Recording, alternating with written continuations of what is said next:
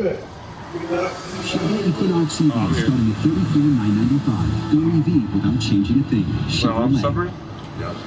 Jack just became the first man ever to receive a carbon fiber wide-body Tesla Cybertruck called the Cyber Beast, and this car is absolutely epic. In the end of the video, you'll also find out how LeBron was involuntarily involved in this acquisition. Yo, what up, Shaq? Yes, sir. I hate this sounds tall, but I'm missing my Cybertruck, but I don't want to ship it from Vegas to Atlanta, so I'm just go ahead and buy another one, so I'm going to need another one. You like black on black, put some wheels on it, I'll let you figure that out. You want me to hook it up for you? You want another one? You sure? Yeah, hook it up and call me until it's done. Hey, you got it. You want it done? Another one? Black on black with the 4G autos? 26 inch? How's that then? Done. Yo, say less. You look in your driveway and a couple of weeks, I'll see you in your driveway. Love you too, All right.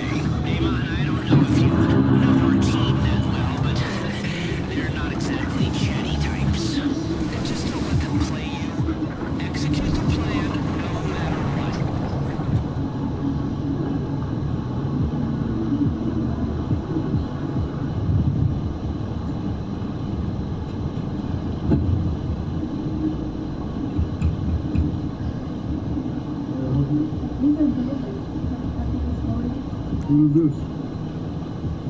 Hey!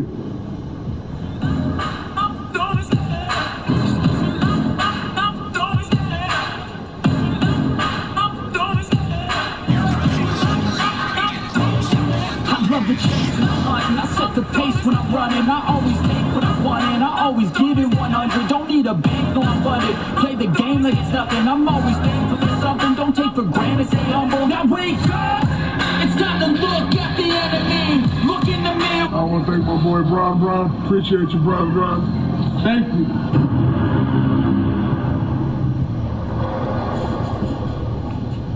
Yeah. I hate to say it, I got the cleanest Cybertruck in the country, thanks to Effort Motors. Got your boys playing? Oh, there you go. Hey, man, you dropped it off. In your driveway 2 weeks, right? First ever carbon fiber wide body Cybertruck. Oh, okay, so you got the wide body on it. Wide body carbon fiber, custom made. 4G autos, like I told you, 26 inch. Cyber Beast, baby! I want to thank my boy Bron. Appreciate you, Bron. Yeah, look at that. Lift up the truck for you, look. Oh, you other cats in the Cybertruck? Talk your shit.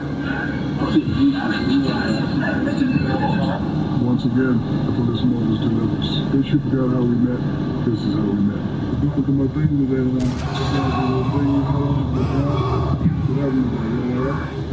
Brian was upset that one of their secretaries posted that they sold him a car. A couple of young cats trying to get marketing business. Brian was upset. But I said, you know what? If Brian could fit in the car, he don't want it. Let me holler, talk to him. I talked to the dealer. He was standing in front of the Cybertruck. He's sitting behind it. I was like, yo, drop it off. He dropped it off. Done such a great job. I wanted to love it. Now we got two. We're not done. Effortless Motors. Do some shit done. Make sure you holler at Effortless Motors.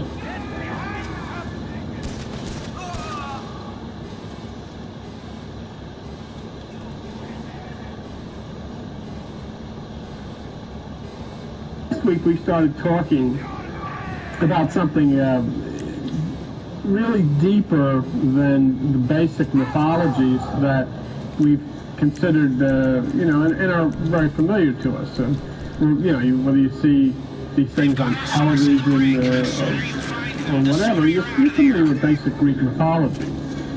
But there's another part of it that we discussed last week that came out of a city in Greece called Eleusia, E-L-U-S-I-A. And these are things called the Eleusinian Mysteries. Now, what makes it so interesting is that they took these things and they broke them into two parts. They had the lesser, what they call the lesser mysteries and the greater mysteries. And whoever these people were, they really dove deep into, basically, people would translate a particular myth and attribute it to, well, it's representing a season, or it's representing something in the sky, or something of nature. But that was fine for the lesser, but for the greater, these people connected deeply the invisible world, the mind, and you know, so walking there, you get a very deep understanding that there was somebody who was alive and working at that time who were presenting these things in such a coded fashion, and basically very close to the way we've been talking and sharing with each other here. And contained in the Eleusinian mysteries was the mystery of Pluto. Now, Pluto becomes, over and over again we've discussed this, Pluto becomes very interesting to us because on March the 15th, 1999, it moves out of the orbit of Neptune. Pluto and Charon take their place deep into as the doorway to the next world. I think we make too much of the power of individual, planets, and like Mike said, this may not even be a planet, which is not the point. The point is the configuration of all of these things, and how do they change the balance of the electromagnetism that impacts the Earth? And if so, and if it changes the angle of entry, does that then cause a change in the consciousness? Well, it would appear that electrical stimulation or electrical impulse does change consciousness, and I think we've proved that over the last few weeks. We've talked about situations where they did animal testing and so forth, and by causing a wire in a particular part of the brain and stimulating with electricity, they could change behavior. I think the most graphic one was the one where they did it with the bull, and the matador stood there without anything, and when the bull started running at him, he pushed a button on his belt, and the bull stopped. And they had touched the part of the brain of the bull that said, calm down, and, cool it. And it worked. So in that type of a situation, could it be possible that electrical stimulation to a particular part of the brain causes a change in behavior? That's the whole concept, although maybe not expressed so, that's the whole concept of astrology. Stimulation to the brain from an external source at a particular time that causes a behavioral pattern. It seems like it could be a logical and a reasonable concept. So when we talk about Pluto on March 15th, going to move, into a different position, what's interesting about it is by moving in a different position, that causes an entire change in the configuration of all the planets and constellations. And then do we set up a change in the way the electrical stimulant hits the brain. And so I'm not saying that because Pluto is moving here, big deal. But what I am saying, number one, it's a big deal because it fulfills the myth. That's interesting. But the second part of it is that it starts to change the configuration of these things, the location of these things, and does that indeed cause a change in the angle of light? So the mystery of Pluto in the Eleusinian mystery is the abduction by Pluto of a woman called Persephone. Persephone is her name. And her mother's name is Ceres, Ceres. And the story in these mysteries is that Persephone is out picking flower. You can see the birds are chirping, the gentle breezes are blowing, the brook is babbling, and Ethel's babbling, and, all this stuff is going on.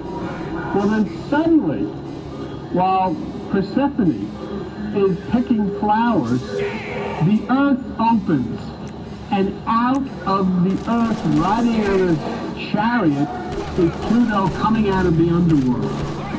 So interesting here, because what we have is, the fact that coming out of the earth is this cataclysmic event, which is then going to scoop up Persephone and drag her kicking and screaming down into the underworld. It's interesting. When you talk about changes, You know, I've always been talking to people who tell me the Earth changes, because I like to see documentation from other than, you know, people who have vested interest in putting forth a particular idea, a concept. And I did the other day. I told you we talked about changes in the other. I was watching on CBS News or one of those. They were talking about, they were keeping an eye on a particular iceberg up in Alaska, I guess where these things are. And this iceberg has lost 20% of its mass. And they're really concerned because they say that the global warming, which is caused by the pollutants in the air, could be causing this to such an extent that if these tremendous icebergs lose their mass and become water, it's going to then raise the levels of the ocean and so forth, and then you can have some problems. Not next week, not necessarily next year, maybe not in 20 or 30 years, but I don't know when or how or what. But there's definitely something going on that's causing a change. So here then, in the elusive mysteries, here's Persephone out picking flowers. Pluto comes out of the Earth splits open. Pluto comes out of the Earth, grabs Persephone, drags her down, kicking and screaming, into the underworld, and makes her queen of his underworld palace. So here is this young lady whose dwelling place is in the light, in the warmth, in the beauty, in the color, suddenly becomes queen of the underworld where everything is death and dark and cold. Now, this could... If you're going to, what I find interesting about this is, you may not want to take this seriously, but see, you may not want to take this seriously, but the reason that I think you should give it some credibility, and I give it credibility, is the fact that these people who wrote this were the ones who told you about Pluto and Charon. Thousands of years before your scientists discovered Pluto and Charon. I mean, coincidence? Call it what you will. You say, well, we found these things, so they named it after Pluto and Charon. The Pluto part I could buy. I mean, we found a planet that was the furthest one out, the doorway to the next door. We'll call it Pluto. Why would you do that? Well, because that's part of the myth. I can buy that. That's you say, well, they just named the planet after a myth, and so it's a big deal. That is not in and of itself a big deal. The big deal comes 48 years later when they find this little gray thing orbiting it. There's a picture of it. And the guy, McNeil, who discovered it, wanted to name the little gray thing after his wife, and his wife's name was Sharon. So it winds up being Pluto, and of course somebody said, well, Sharon, and here they are. 2,000-3,000 years after these people wrote about it, we find them right where they're supposed to be. Right where they're supposed to be. That's to me the very, very, very significant thing. And if that is true, and it is, and you can't deny, nobody in the world can deny that they wrote about Pluto and Charon, and then 2,000 years later we found Pluto and Charon in the sky. So if that's true, then can you drop the rest of the story and say, well, that part we believe, but the rest of it, you know, it's a myth. So it's a whole is a myth, but it's rare that puts on an air of credibility about it, and I have to look and say, well, what is the story of Persephone, Pluto coming out of the ground and dragging her down? What you're trying to think, when Pluto and Charon assumed the position on March the 15th, what is going to be the change? Well, now, you know, March the 16th, everybody's not going to run around, you know, crazy. I mean, I don't think. I mean, who knows? But you would think that this is a sign of a change in the same way that, you know, the sun is going to be in a different position in April than it is now, and it's going to be the sign of change, isn't it? It's going to be a change. You're going to see little robins come back, you're going to see bugs come on the ground and the trees and so forth and so on, and it's a sign that there's a change in the season. But what we lose track of is the fact that when we see the change of the season starting, you know, you can smell it in the air, spring is coming, you can feel it, spring is coming, the change of the season, that's the season of the earth. You live in it and you accept it. But what you don't understand, many people don't understand, is that your universe has a season exactly the same. You have a season of 12 months, 30 days a month. The universe has a season of 12 ages, 2,160 years in age, and that's the same exact thing. So it's a change of a season. Now, when the sun is in a different position, April comes, you go into spring, you have a different season. But when these things get in a different position up in the universe, this age changes, and you have a whole different season that affects you, it affects your mind, it affects consciousness of all things. And so it's very, very important. So we would say, well, then what would it be like? You know, what is going to happen? You know, if we establish there's a logical basis for us to look at this intelligently, scientifically, and maturely as adult people, and not consider it as, most people say, well, that's a myth, say, well, you know, it's not true. A myth means it is true. You just have to figure out what the myth is talking about that's true. But it has to do with either a scientific or anatomical, which is bodily, or astronomical, which is universal truth. These things are real. So then what will be the change? How will things change? I mean, how are things going to be different, you say?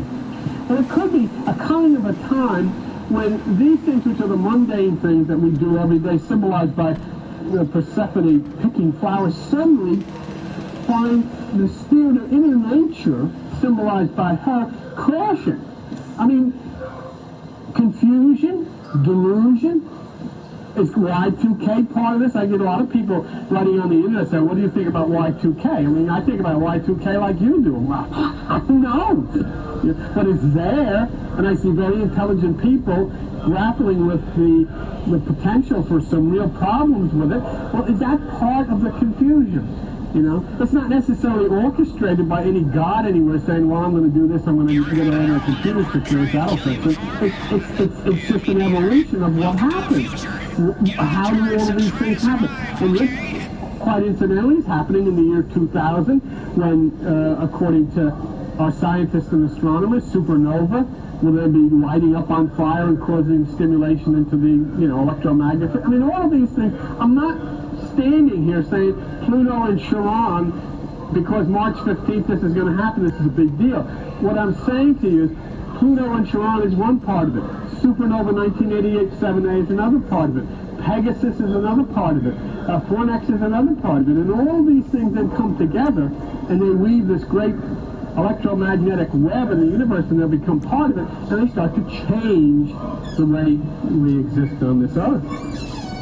So then we would say that Persephone, who symbolizes the spirit or the inner part, our personalities, suddenly is dragged into the depths, the pits, confusion.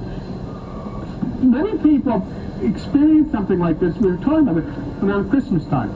A lot of people go into deep depressions around Christmas time. And it's not because of jingle bells and holly and Santa Claus and all that. It has nothing to do with it. It's because of an alignment. It's because of an alignment, a unique alignment that occurs at that time, which causes electromagnetic fields, which in turn cause some people to be receptive to it into a depression. So the soul, if you want to call it that, and let's address that. I mean, there's nothing in you called a soul. There is just nothing there called a soul. That is another part of the invisible realm of the subatomic structure. A soul is a subatomic structure. An invisible structure that somehow has a capacity to absorb in and of itself those things, which then become your feelings, your personal. One of the strangest things that I've heard, and I saw this, I was going to call you, talk to you about it, because it has to do with medicine, has to do with hospitals and so forth. But what we've been talking about is the true you that's located inside of your body. And they have this phenomenon going on in operating rooms now, where people who are being operated on are awake during the entire operation, although they're out cold.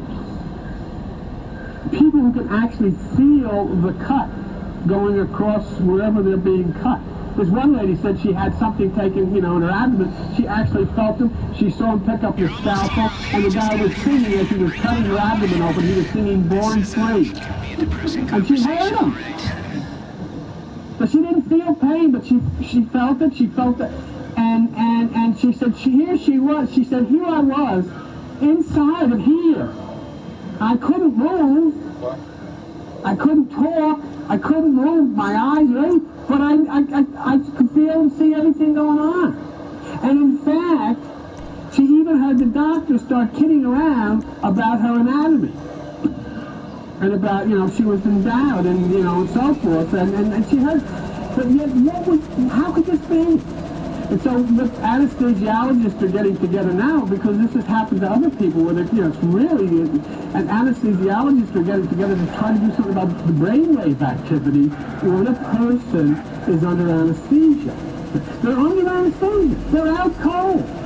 There's no, everything is being regulated by the anesthesiologist, yet the person is wide awake.